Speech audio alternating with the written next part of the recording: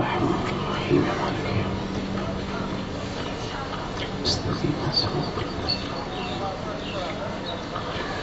الضالین بسم اللہ الرحمن الرحیم قل هو اللہ احد الصمد لم یلد ولم یولد ولم یکن له کفوا احد بسم اللہ الرحمن الرحیم قل هو اللہ احد اللہ الصمد لم یلد ولم یولد ولم یکن له کفوا احد بسم اللہ الرحمن الرحیم قل هو اللہ احد اللہ الصمد لم یلد ولم یولد ولم یکن له کفوا احد اللہم اغفر للمؤمنین والمؤمنات والمسلمین والمسلمات الاحیاء منهم والاموات اللہم بیننا وبینهم بالخیرات انکا مجیب الدعوات انکا علی کل شیء قدیر برحمتک یا ارحم الراحمین۔ تمام شہداء کی بخشش کے لیے، مرحومین کی درجات کی بلندی کے لیے، بیماروں کی شفا یابی کے لیے، اس ادارہ علمیہ کی ترقی کے لیے، علماء کرام طلبہ اعظام کی صحت و سلامتی کے لیے، علم و عمل کے میدان میں ان کی کامیابی کے لیے، بارہویں مولا کے ظہور پر نور کی تعجیل کے لیے مل کر بآواز بلند صلوات پڑھیں۔ بارے دیگر بھی ذرا مل کر ایک بآواز بلند صلوات پڑھیں۔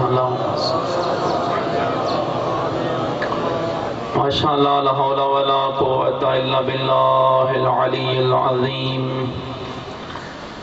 اعوذ باللہ من الشیطان الرجیم بسم اللہ الرحمن الرحیم الحمدللہ رب العالمین والعاقبۃ للمتقین والنار للمنافقین الصلاة والسلام علی سیدنا ونبینا وشفیع ذنوبنا وطبیب قلوبنا ومولانا ابی القاسم محمد وآلہ الطیبین الطاہرین المعصومین المظلومین المنتجبین الذین اذهب اللہ عنہم الرجس وطہرہم تطہیرا ورحمت اللہ علی احبابہم وشیعتہم وموالیہم ومحبیہم اجمعین ولعنت اللہ علی اعدائہم ملعونین اما بعد فقد قال امیر المومنین علیہ الصلاة والسلام وقولہ الحق بسم اللہ الرحمن الرحیم رضینا قسمت الجبار فینا لنا علم وللأعداء مال بلند کر صلوات پڑھیں گے۔ نعرہ تکبیر، نعرہ تکبیر، نعرہ تکبیر، نعرہ رسالت، نعرہ رسالت، نعرہ حیدری، نعرہ حیدری، حسینیت، حسینیت، یزیدیت، یزیدیت، بلندر صلوات۔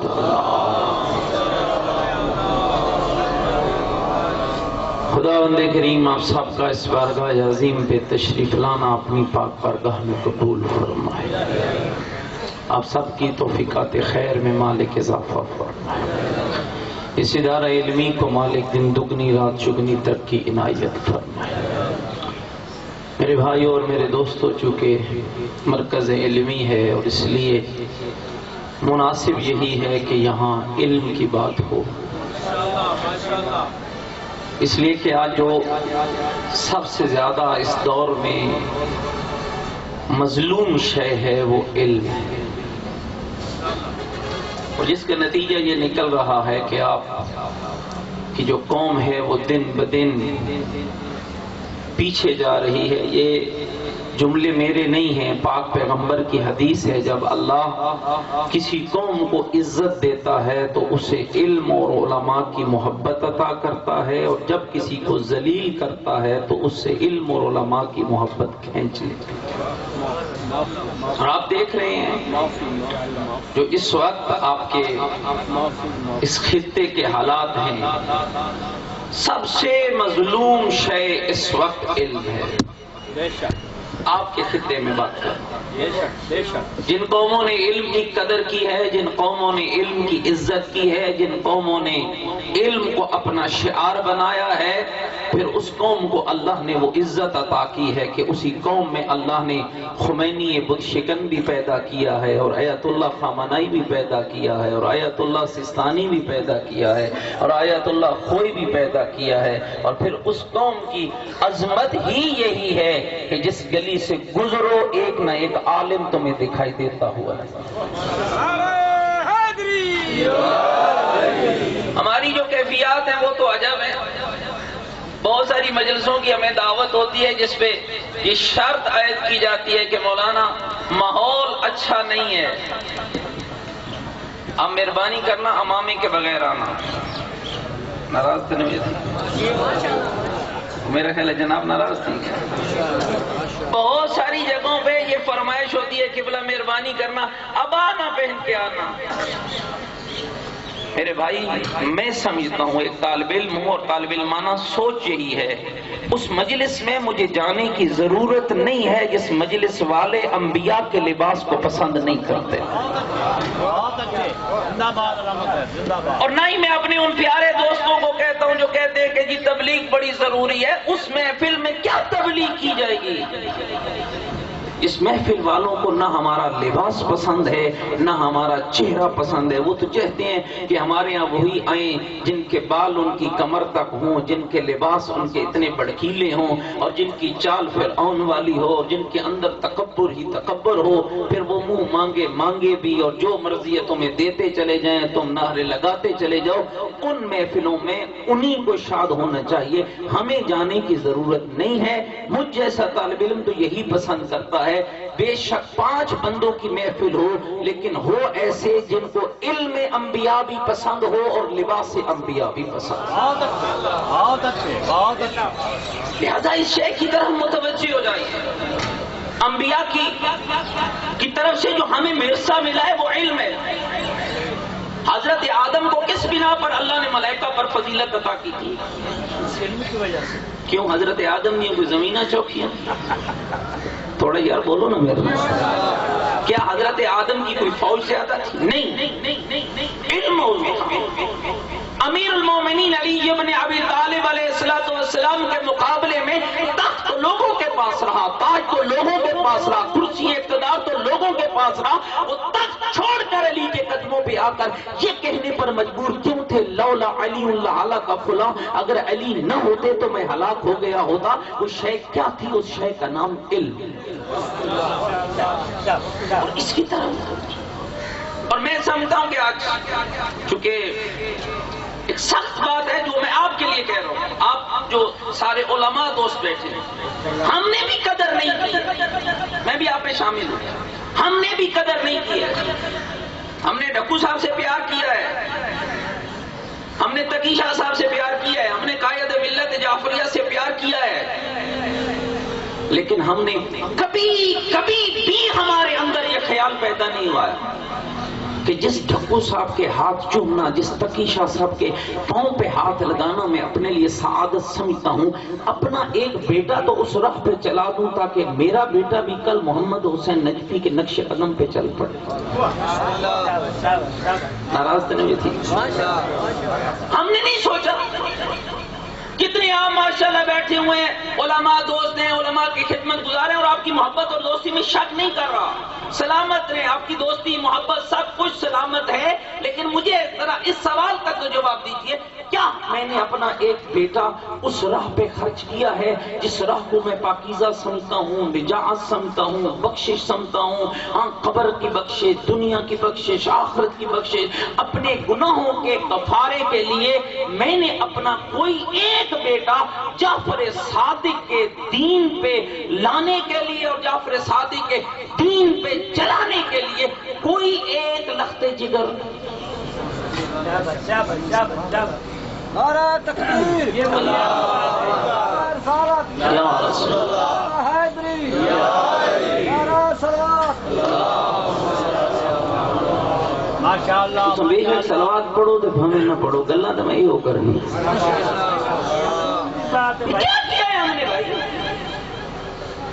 کیا ہم نے دوستی کا حق ادا کیا ہے معصوم نے فرمایا تھا کن عالما او متعلما او محبا لہما یہ اس کے لیے کہا تھا عالم بنو تم بوڑھے ہو خود نہیں بن سکتے ہو اپنے ایک بچے کو متعلم بنا دو خود محبا لہما عالم اور طالب علم کے محبت کرو تم محبت کرنے والے بن جاؤ اس کو طالب علم بنا دو ایک ہی گھر میں اللہ دونوں فضیلتیں عطا کر دے گا علم بھی تیرے گھر میں ہوگا اور محب علم بھی تیرے گھر میں ہوگا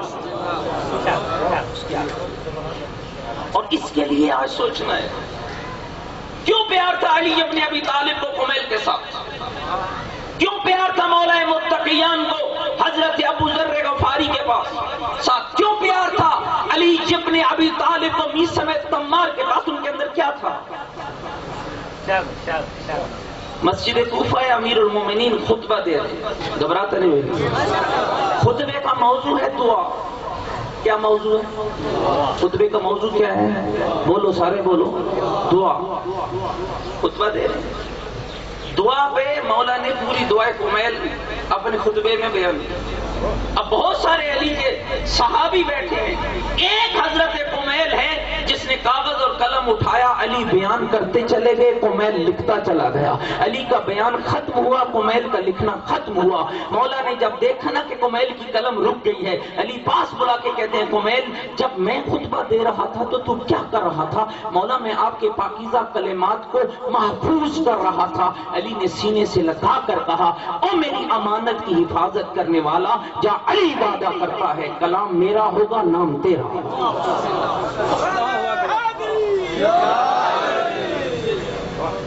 ہم نے کتنا حصہ کتنا کنٹریبیوشن ہم نے کیا ہے میرا سوال پھر اپنی جگہ چلو کیولا تو مالیات کے حوالے سے بات کر رہے تھے میں تو اس ہدف کے حوالے سے بات کرنا چاہ رہا ہوں جس ہدف کے لیے مالیات ضروری ہے وہ ہدف ہم نے کتنا اپنایا کتنے بچے میری بستی سے نکلے ہیں جو عالم دین بنے ہیں کتنے بچوں کو میں جاہلوں کی بات نہیں کرتا میں ان لوگوں کی بات کر رہا ہوں جو اپنے آپ کو کتنے بچوں کو میں نے قرآن حفظ کرایا ہے کتنے بچوں کو میں نے عالم دین بنایا ہے کیا میں نہیں چاہتا کہ میری آنے والی نسل کے اندر آل محمد کا علم ہو آل محمد کا نور ہو آل محمد کی روشنی ہو عقیدہ میری نسل کا مضبوط ہو عمل میری نسل کا صالح ہو کیا میں نہیں چاہتا کہ میری آنے والی نسل اسی راہ پہ گامزن رہے میں تو جیسے تیسے گزار چکا آخری عمر میں مجھے علماء کی خبر ہوئی آخری عمر میں ان کے قرب میں بیٹھا اب تو میں سیکھنے کے قابل بھی نہ رہا تھا بس ٹوٹا ہوا ایک کلمہ سیکھ لیا ہے قرآن مجھے پڑھنا نہیں آتا تھا اردو مجھے پڑھنے نہیں آتی تھی چلو میں تو گزار چکا اللہ ہے درگزر کرنے والا پچھلوں کو وہ معاف کر دے گا آئندہ جو میں نے علماء کے پاس بیٹھ کر ٹوٹا پھوٹا سیکھا ہے میں اس پہ عمل کروں گا لیکن آنے والی نسل کے لیے کیا کیا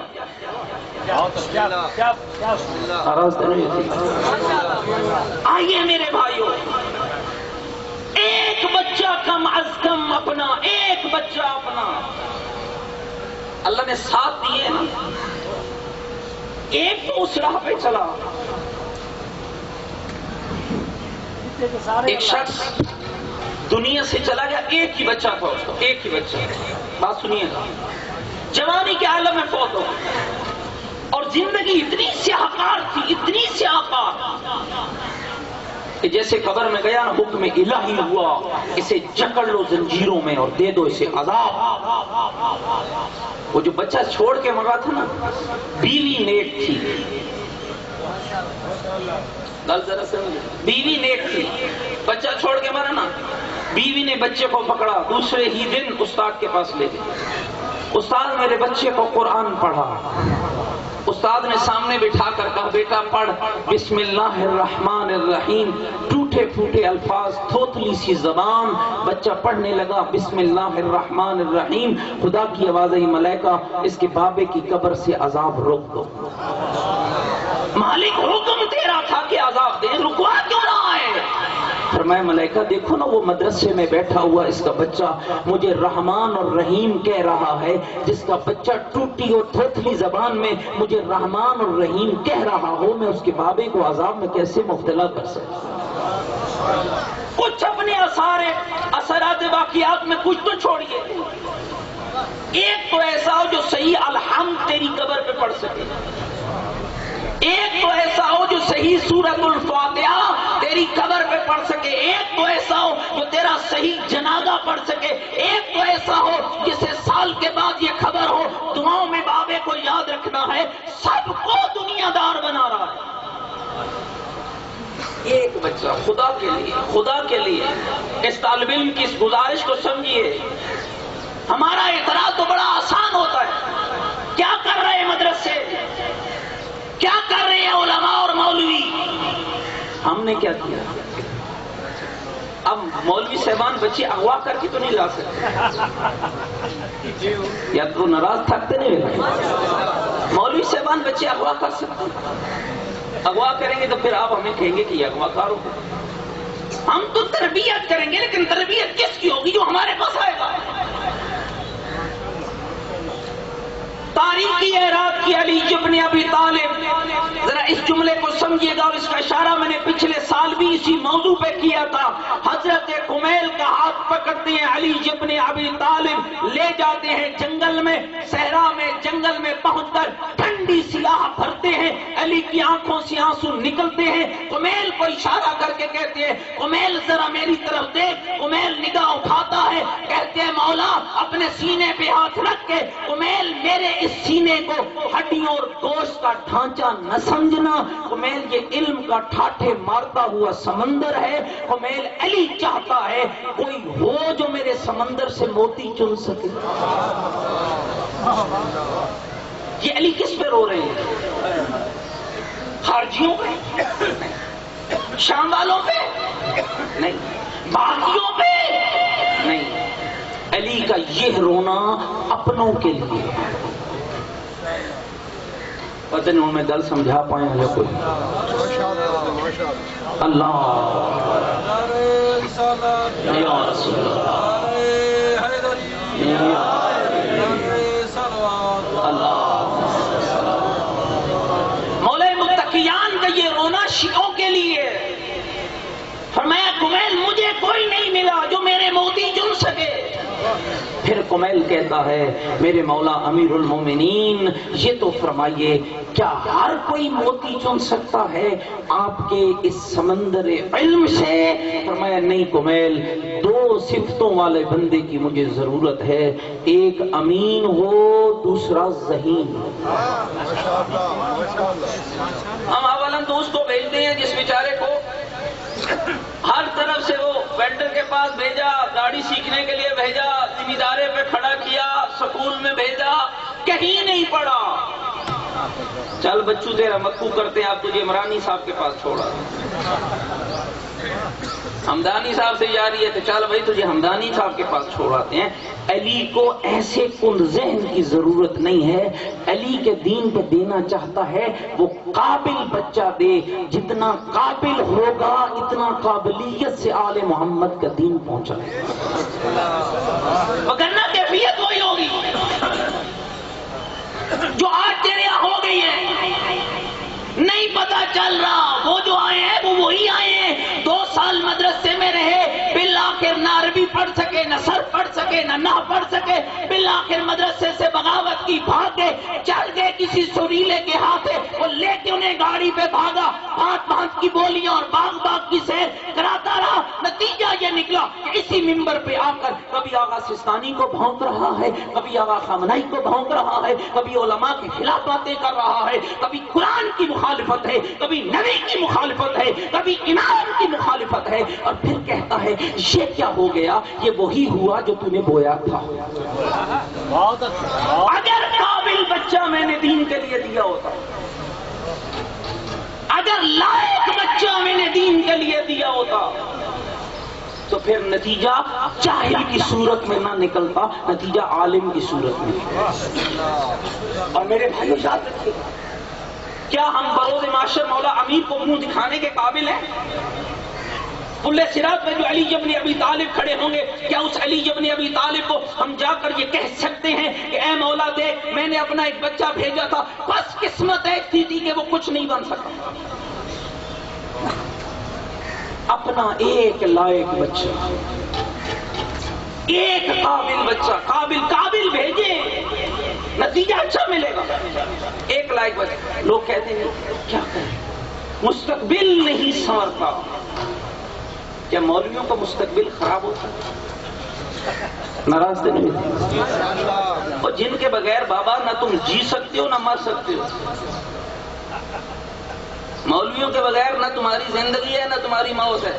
موت اور زندگی کے وہ خالق نہیں ہیں، لیکن زندگی کے معاملات نکاح مولوی صاحب کے بغیر پڑھ سکتے ہیں؟ جنازہ بولو، حتیٰ کہ ہمارے ہاں تو عظمت ہی عجیب ہے، لوگوں کو اقامت بھی بچے کی اذان کان میں دینے کے لیے مولوی صاحب کا سہارا لینا پڑتا ہے، حالانکہ یہ تو مومن کو خود آنی چاہیے۔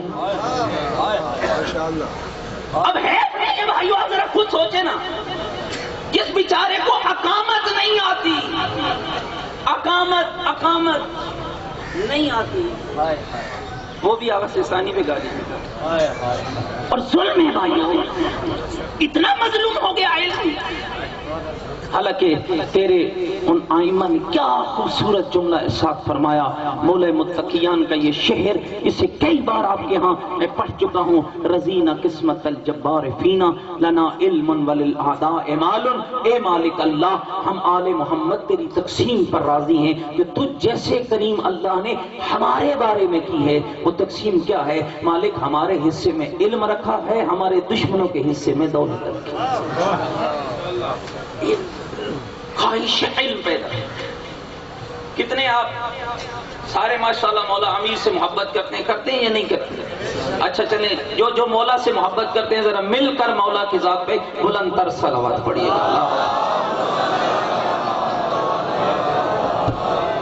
کتنوں کے گھروں میں نہج البلاغہ ہے؟ اپنے طور پہ خود سوچئے گا، میں ہاتھ سے بات نہیں اٹھواتا آپ سے، کتنوں کے گھروں میں نہج البلاغہ ہے؟ اگر ہے تو ان میں پڑھتے کتنے ہیں؟ اگر پڑھتے ہیں تو سمجھتے کتنے ہیں؟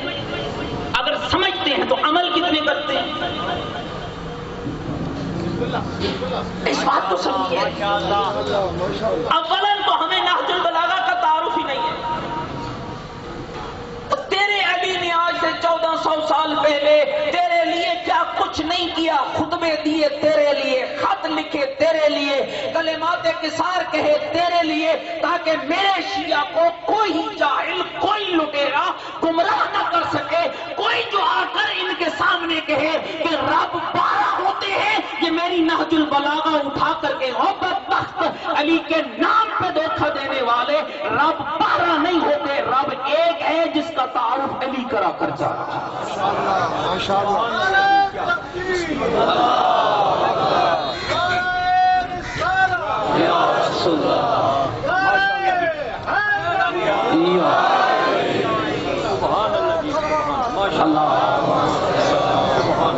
کوئی جاہل جو آ کر کہے، یہ کب ممکن ہے؟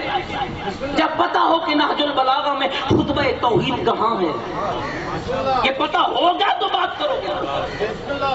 جب پتا ہو کہ کوئی جاہل تیرے منبر پہ آ کر یہ بکواس کر رہا ہے کہ علی کا یہ خطبہ ہے، علی فرماتے آدم کو خلق کرنے والا میں، سورج بنانے والا میں، چاند بنانے والا میں، آسمان بنانے والا میں، زمین بنانے والا میں، اس بدبخت کے سامنے علی کی نہج البلاغہ بھی رکھ، اللہ کا قرآن بھی رکھ، اور اس کو بتا علی اس کی ثنا کرتا ہے جس کے بارے میں علی کہتا ہے لوگوں آدم کو خلق کرنے والا علی نہیں، وہ رب ہے جس نے آدم کو بھی پیدا کیا ہے اور مجھ علی کو بھی پیدا کیا ہے۔ یہ کب ممکن ہوگا؟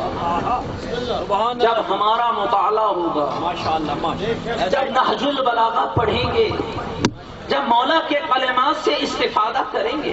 بے شک بے شک. کتنی وہ پیاری ہے کتاب جس کے بارے میں علامہ علی نکی نکن جیسی شخصیت نے لکھا. یہ عام کتاب نہیں ہے.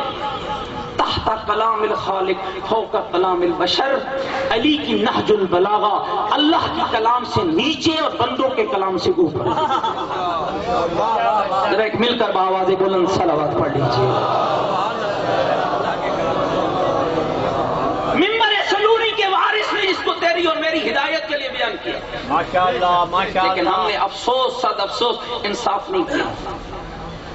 آپ بی بی سی کی خبر روزانہ سنتا ہوں، آدھا گھنٹہ وہ سن لیتا ہے، 5 منٹ علی کا نہج البلاغہ نہیں پڑھ سکتا. 5 آیتیں قرآن مجید کی تلاوت نہیں پڑھا ہوا ہوں. اپنے پڑھے لکھے بچے یہی تو کہہ رہا ہوں، خود نہیں پڑھ سکتا ہے. ایک تو ایسا اپنے خاندان میں پیدا کر دے جو تیری قبر پہ جا کر بتائے. اور پھر آج مشکل ہو گئی. پہلے لوگوں نے تیری دنیا بگاڑی تھی، اب لوگوں نے تیری قبر بھی بگاڑ دی. اب تو تیری قبر کا مسئلہ بھی الگ ہو گیا. جب ہم آنکھیں بند کر لیتے ہیں مر جاتے ہیں، پھر ہمارا بس کوئی نہیں ہوتا. پھر پچھلوں کے ہتھے ہیں، وہ ریشم کا کفن پہنائیں اس کی مرضی، وہ سفید کپڑا پہنا دے ان کی مرضی، وہ سی کے کپڑے درزی کے پاس. ہم نے بابے کا کفن بڑی خوبصورت طریقے سے مہنگے درزی سے سلوایا. یہ جانتا ہی نہیں ہے کہ جعفر صادق کے مذہب میں کفن کے سینے کا حکم کیا ہے. کب پتہ چلے گا؟ آج تو جہتا کہتے آخری دعا تک بدل دی گئی. آخری دعا تیرے جنازے تک کو تبدیل کر دیا گیا. اب تو حالت آپ کے دین کی یہ ہو چکی ہے کہ لوگ پہلے فون کرتے ہیں اور مولوی صاحبان سے کہتے ہیں ہاں صحیح کون سا جنازہ پڑھائیں گے. دین میں بھی کوئی کون ہوتا ہے؟ اور میرے بھائی خدا کے لیے اب علاج کی ضرورت ہے، اور انہی مدارس میں تیرا علاج موجود ہے. جیسے قبلہ کہہ رہے تھے، یہ مدرسہ مولوی کا مدرسہ نہیں ہے، یہ ٹرسٹ کا مدرسہ نہیں ہے، یہ معصوم کا مدرسہ ہے، یہ امام زمانہ کا مدرسہ ہے، یہ جعفر صادق کا مدرسہ ہے، یہ پیغمبر اکرم کا مدرسہ ہے، یہ امیر المومنین کا مدرسہ ہے. جہاں علم کی خیرات بانٹی جاتی ہے وہ مدرسہ دنیا کے انسانوں کا نہیں، وہ علی ابن ابی طالب کا مدرسہ ہوتا ہے.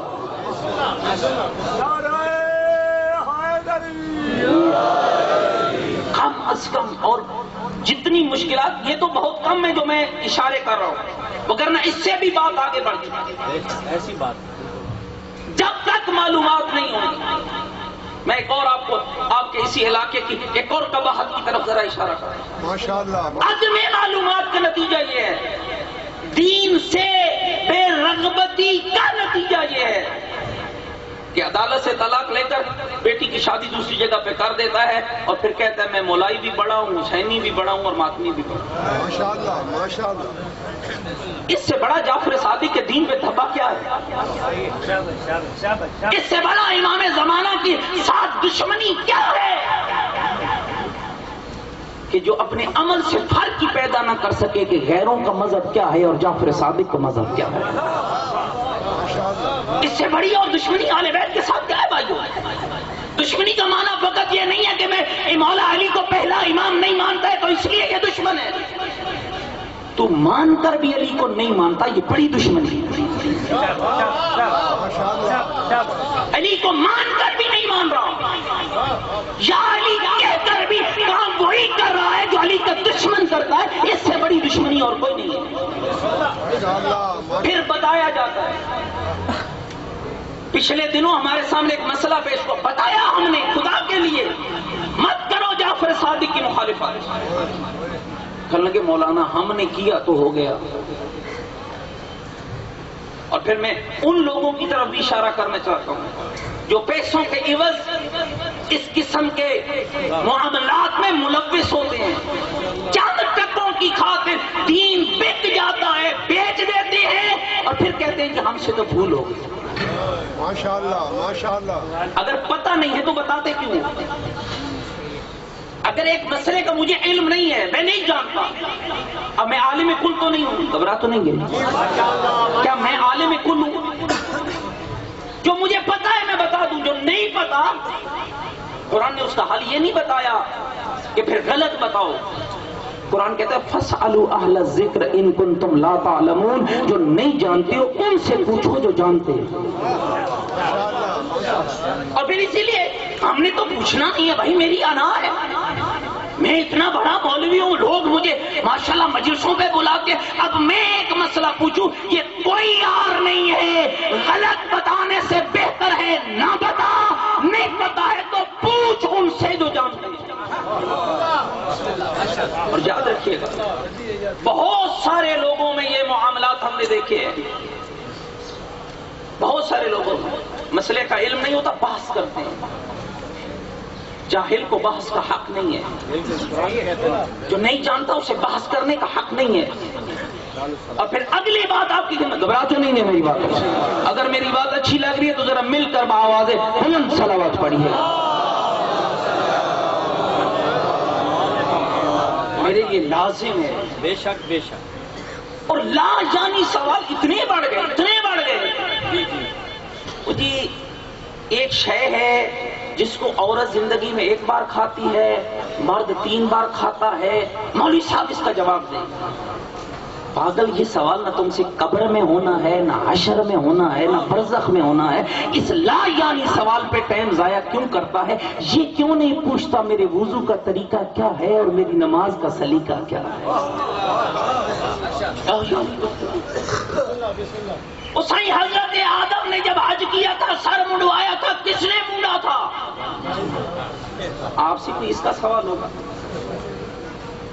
یہ سوال آپ سے نہیں ہونا. آپ سے سوال یہ ہونا ہے، آپ پہ اگر حج واجب ہے کیا تھا تو کیا تھا یا نہیں کیا؟ ناراض تو نہیں؟ اپنے معاملات درست کرو. اور ہم ٹائم ضائع کرتے ہیں. پھر جی مولانا صاحب سے پوچھا ہے، مولوی صاحب کی تسلی بخش جواب. ذرا مل کر ایک بآواز بلند صلوات. ذرا ایک مل کر بار دیگر بھی بلند تر صلوات پڑھیے گا. بار دیگر بھی ایک بلند تر صلوات پڑھیے گا. کیوں؟ یعنی آپ یقین جانیے گا اتنا کوئی خوبصورت دین ہے آل محمد کا. ایک ایک ہر تیری دنیا اور آخرت کی تربیت کے لیے خاص ایک ایک حق. میں رات کو ایک عالم کی کتاب پڑھا تھا، چونکہ یہ ایام جناب سیدہ ہے.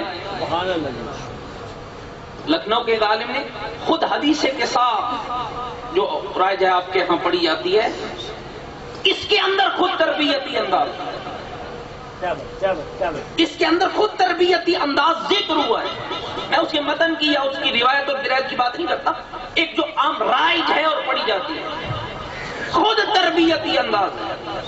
قصہ تو اسی طرح پڑھا جاتا ہے نا کہ پیغمبر آئے بیٹی کے گھر، بیٹی پہ پیغمبر نے سلام کیا اور بیٹی نے سلام کا جواب دیا. پھر پیغمبر نے چادر اوڑھی، امام حسن آئے، امام حسین آئے، پھر مولا علی آئے. اس میں خود تربیتی انداز موجود ہے کہ باپ بیٹی کے گھر آئے تو آنے کا انداز کیا ہو، یہ محمد اور زہرا نے بتایا. خود تربیتی انداز موجود ہے. بیٹا ماں کے سامنے آئے تو انداز تخاطب کیا ہو، شوہر بیوی کے ساتھ بات کرے تو کلام کا انداز کیا ہو، بھائی بھائی سے بات کرے تو انداز تخاطب کیا ہو. یہ سارا ذکر تمہیں محمد و آل محمد کے فرامین اور ان کے گھرانے میں نظر آئے گا اگر ان کی قربت اختیار کرو تو. کہ ہم نے قربت اختیار کی. اور یاد رکھیے گا جو معنی ہم نے قریب ہونے کا سمجھا ہوا یہ معنی قربت کا نہیں ہے. یہ معنی ہے نام لینے کا، بس ایک بہانہ ہے. وگرنہ جن کے ہاں آل محمد کی قربت ہوتی ہے ان کے گھروں سے پتہ چلتا ہے یہ محب آل محمد کا گھر ہے. کردار سے پتہ چلتا ہے. تو اس لیے جو بات میں نے چھیڑی تھی میں اسی کو کم از کم اپنا ایک بچہ علم دین کے لیے وقت کیجیے. میں یہ نہیں کہتا کہ آپ اسے اچھی تعلیم نہ دیں، میں کہتا ہوں عالم ایسا ہو جو کمپیوٹر کا ماہر ہو، عالم ایسا ہو جو الجبرے کا ماہر ہو، عالم ایسا ہو جو ڈاکٹر ہو، لیکن وہ والا ڈاکٹر نہیں جو تیرے ہاں بن جاتے ہیں، وہ والا ڈاکٹر جس کو پتا ہو علاج کرنے والا مسیحا ہوتا ہے، لٹیرا نہیں۔ اور یہ کب پتا چلے گا؟ جب مذہب آل بیت سے واقفیت ہو۔ کتنا پیارا مذہب اللہ نے ہمیں دیا۔ بس ایک جملہ اور بات کو ختم کروں۔ ماشاءاللہ، جس مذہب میں اللہ نے اتنی بڑی بڑی ہستیاں، میرے اور آپ کے 8ویں امام کا نام ہے حضرت امام علی رضا علیہ السلام، نام علی ہے اور لقب رضا ہے۔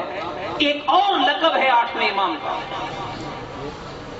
اچھا، ایک خاندان ہوتا ہے نا، ان پڑھ ہے، اس میں کوئی پڑھا لکھا نہیں ہے، ایک بچہ پڑھ جاتا ہے اور وہ عالم بن جاتا ہے، یہ بات اور ہے۔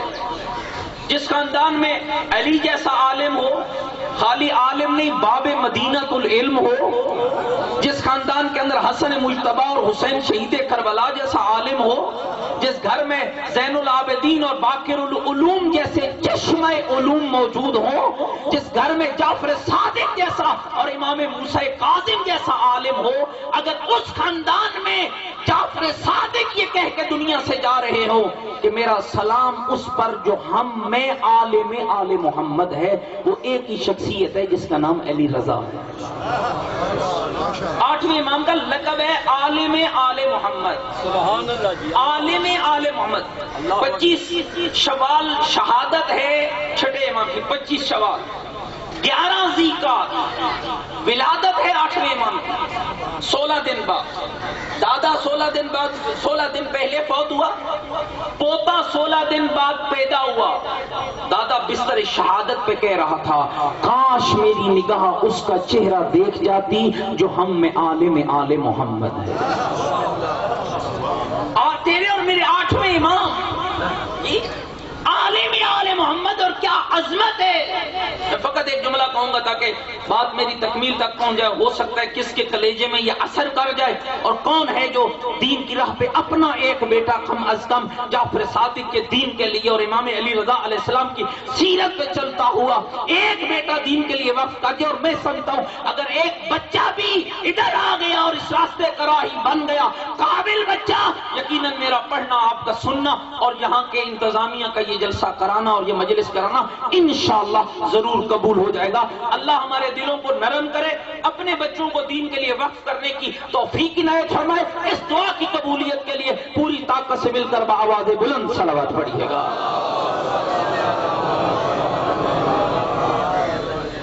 ایک ہی جملہ بس بات کو ختم کرتا ہوں۔ 8ویں امام مامون کے دور میں حضرت کو ولی عہد بنایا گیا۔ گل جان دے نہ کوئی، تھوڑی سی تاریخ۔ 8ویں امام مدینے میں تھے۔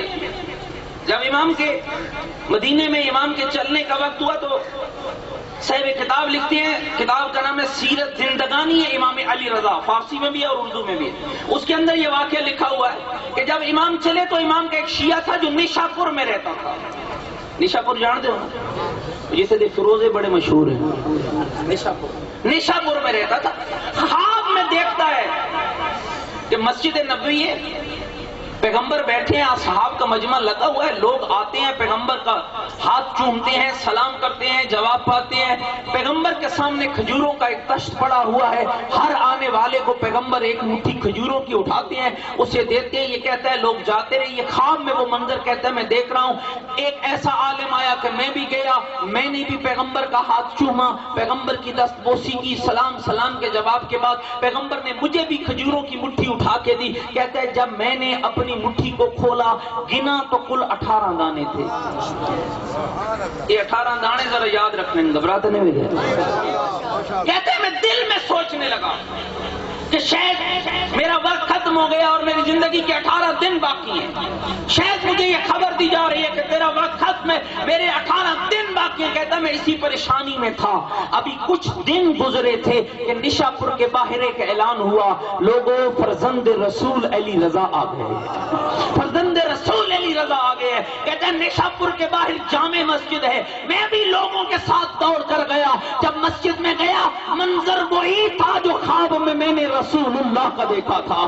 ایسے رسول بیٹھے تھے، ایسے رسول کا بیٹا بیٹھا ہوا تھا، جیسے رسول اللہ کے سامنے تشت کھجوروں کا پڑا ہوا تھا، ایسے علی رضا کے سامنے تشت پڑا ہوا تھا۔ ہر کوئی بڑھتا سلام دیتا، سلام کا جواب پاتا، پھر کھجوروں کا تشت سے مولا مٹھی بھرتے، اسے عنایت کرتے۔ کہتے جب میں گیا مولا نے مجھے مٹھی بھر کے دی، میں نے کھولی تو کل 18 دانے تھے، میں نے کھولی تو کل 18 دانے تھے۔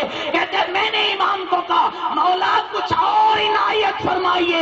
میرے امام نے مسکرا کر کہا اگر میرے نانا محمد نے تمہیں خواب میں اور دیے ہوتے تو میں بھی تمہیں اور عطا کر دیتا، میں بھی تمہیں اور۔ امام کی سواری جب نشاپور میں داخل، یہ دنیا کا بڑا اجتماع تھا جو استقبال ہوا تیرے اور میرے امام عالم آل محمد کا نشاپور میں، دنیا کا بڑا اجتماع جس میں 24,000 راویان حدیث تھے۔ 24,000، آپ اندازہ کیجیے گا، عام لوگوں کی تعداد نہیں لکھی گئی ہے۔ وہ لوگ جن کے ہاتھوں میں کاغذ اور قلم تھے، جو راویان حدیث، حدیثوں کی روایت کرنے والے، ایک علی رضا کی حدیث سننے والوں کی تعداد 24,000 تھی۔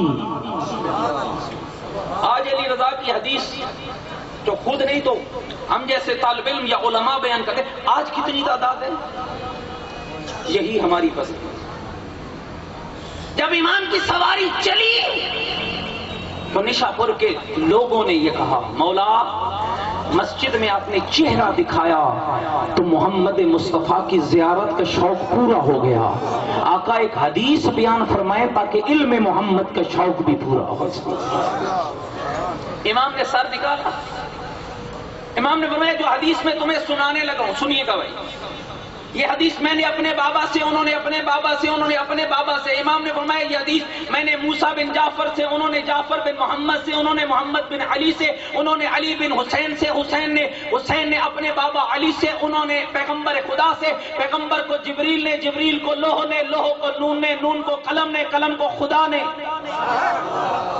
یہ حدیث بیان فرمائی ہے۔ اور میں بھائیوں آپ کی خدمت میں عرض کرنا چاہتا ہوں، ہمارے اہل سنت بھائیوں کے فرقہ حنبلیہ کے جو امام ہیں حضرت امام احمد بن حنبل رحمت اللہ علیہ، وہ کہتے ہیں میرا عقیدہ یہ ہے اگر یہ سلسلہ سند جس کو سلسلۃ الذہب کہا جاتا ہے، یعنی سونے کی زنجیر کا سلسلہ جس میں کوئی راوی غیر معصوم نہیں ہے، سارے راوی معصوم ہیں، اگر یہ نام بھی پانی پر دم کر کے کسی پاگل کو پلا دو تو میرا عقیدہ یہ ہے وہ عاقل زمان بن جائے گا، وہ زمانے کا سب سے بڑا عقل مند بن جائے گا۔ پھر امام نے حدیث کو بیان فرمایا، گھبرا تو نہیں ہے، فرمایا خدا کہتا ہے لا الہ الا اللہ حسنی، لا الہ الا اللہ میرا قلعہ ہے، من قال لا الہ الا اللہ، جو کہے گا لا الہ الا اللہ داخلہ فی حصنی، وہ میرے قلعے میں داخل ہو جائے گا، اور جو میرے قلعے میں داخل ہوگا آمن من عذابی، وہ میرے عذاب سے محفوظ ہو جائے گا۔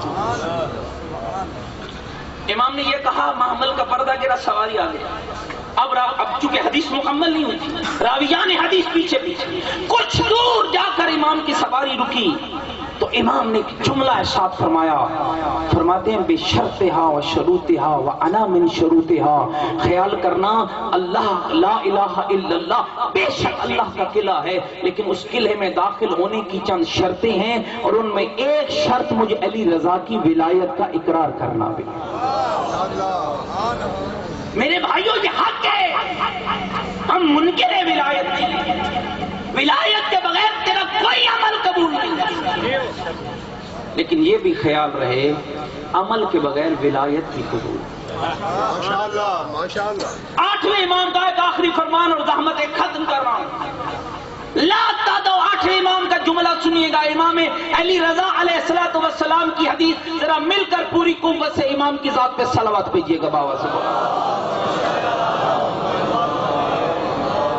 سنیے گا بھائی 8ویں امام کا کہنا، لا تدع عمل الصالح والاجتہاد فی العبادہ. ذرا مل کر بلند صلوات.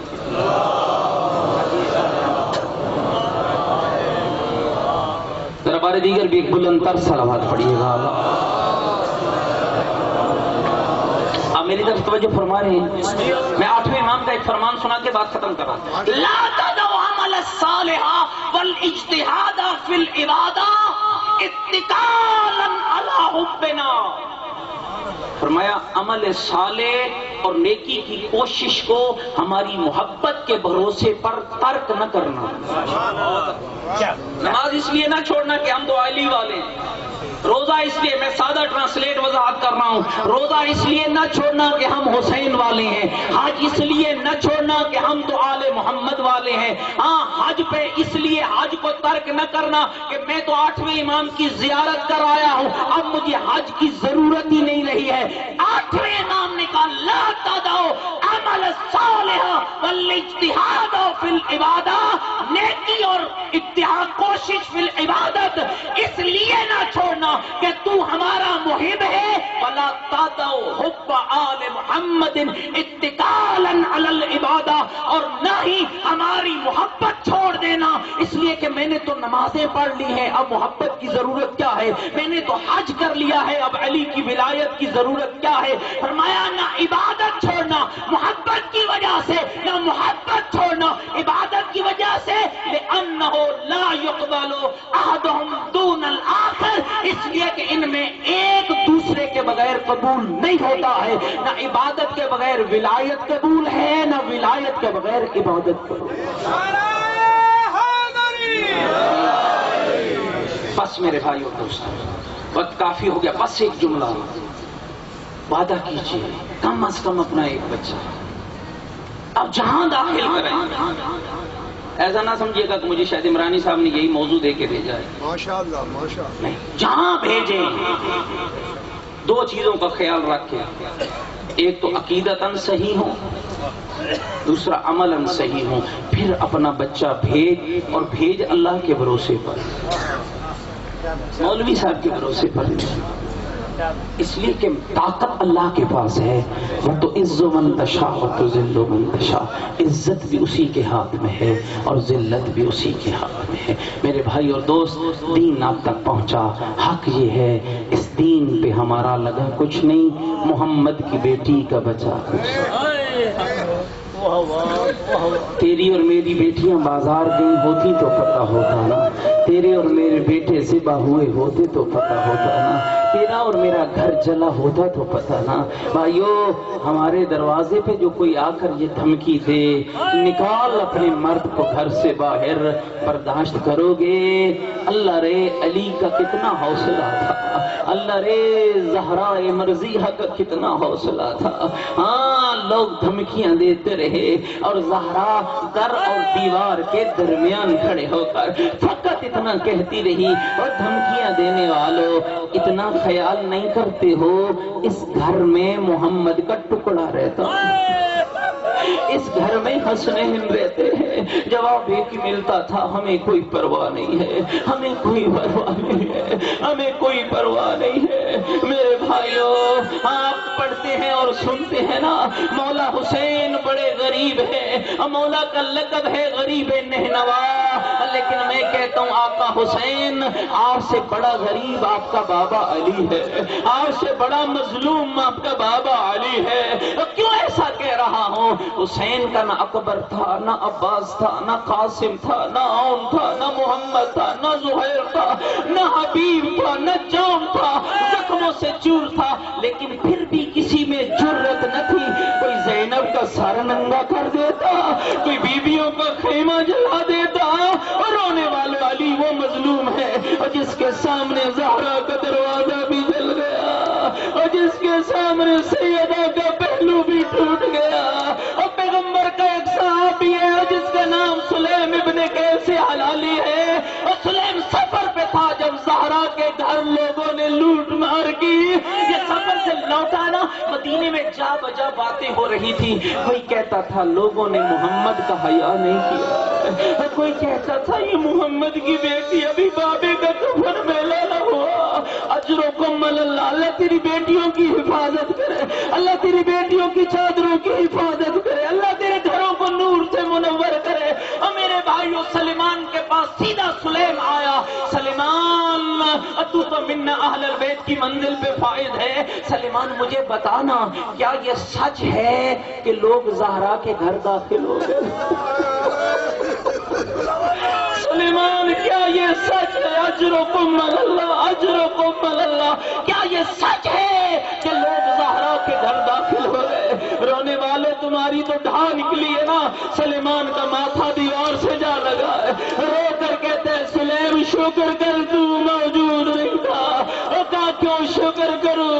کہا جب لوگ داخل ہوئے زہرا کے سر پہ چادر نہ تھی, یوں تڑپ رہی تھی جیسے مچھلی پانی کے دائیں تڑپتی ہے, اور رو رو کر کہہ رہی تھی فضا مجھے سہارا دے, میرا محسن مارا گیا, فضا میرا پہلو ٹوٹ گیا ہے. میرے بھائیوں, لوگ داخل ہوئے, علی کو لے گئے. مجھے امام سے بتائیے گا آخری جملہ, کوئی مستور ہو جس کا پہلو ٹوٹ چکا ہو, کوئی مستور ہو جس کا بچہ بدن میں شہید ہو چکا ہو, کوئی مستور ہو جس کا جسم نازنین زخمی ہو چکا ہو, وہ کسی مرد کی حفاظت کیا کرے گی؟ لیکن جب بی بی کو غشی سے افاقہ ہوا نا, علماء بیان کرتے ہیں فضا کو آواز دی, فضا میرا علی کہاں چلا گیا؟ محافظہ امامت لقب ہے بی بی طاہرہ کا. فضا میرا علی کہاں چلا گیا, کہاں چلا گیا میرا علی؟ ایک مرتبہ بی بی فضا نے کہا, اے دختر پیغمبر, لوگ علی کو لے گئے, لوگ علی کو لے گئے. اور مجھے ایمان سے بتاؤ کیسے گئی ہوگی شکستہ پہلو کے ساتھ, کیسی گئی ہوگی زخمی بدن کے ساتھ. اللہ جانے علی کی کمر میں سیدہ کا ہاتھ آیا.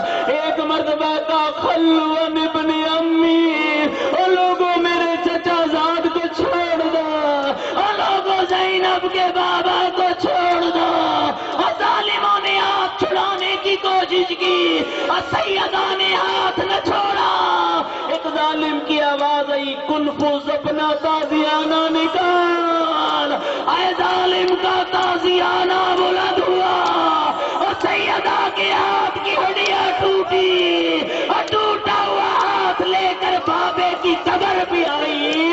رو کر تین بہن کیے, بابا او میرا غریب پرور بابا, بابا اٹھ دیکھ زہرا اجڑ گئی ہے, بابا زہرا اجڑ گئی ہے, بابا میرا گھر لٹ گیا ہے, بابا میرا بچہ مارا گیا ہے, بابا میرا پہلو ٹوٹ گیا ہے. صبت لہی مصائب لو انہا صبت للیوم سننا لیالیا.